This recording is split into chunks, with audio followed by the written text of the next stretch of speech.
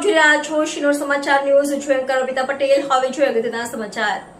વડોદરા જિલ્લાના 15 કિલોમીટરના અંતરે આવેલું ઉનગઢ ગામ મહીસાગર નદીના કિનારે આવેલું મોહણીમાનું મંદિર આવેલું છે. વડોદરા જિલ્લામાં આવેલું અનગઢ ગામ વડોદરાથી આશરે 15 કિલોમીટરના અંતરે આવેલું મહીસાગર નદીના કિનારે પાણીની અંદર આવેલું હાથિયા ખડકની મોહણીમાનું મંદિર. આ મંદિર આશરે 400 થી 500 વર્ષ જૂનું છે. અનગઢના નયનરમ્ય કુદરતી સૌંદર્ય વાતાવરણથી ભરપૂર એવા મહીસાગર નદી કિનારે આવેલા મોહની માતાજીનું મંદિર કળિયુગની દેવી માં મેલડી હાથિયા ખડક ઉપર હાજરા હજુર બિરાજમાન છે અને ખડકવાળીના નામેથી ઓળખાય છે.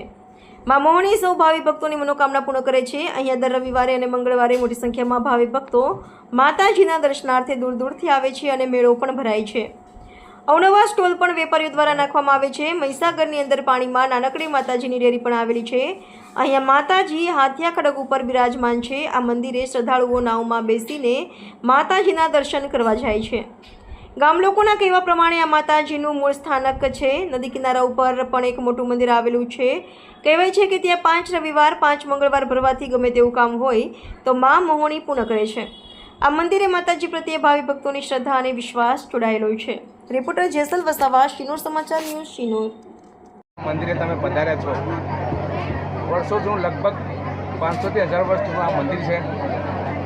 લગભગ દર રવિવારે 2.5 થી 3 લાખની ભીડ અહીં મંદિરે આવે છે. અનગઢ ગામમાં બરોડા જિલ્લો તાલુકો બરોડા આ મંદિર આવેલું છે.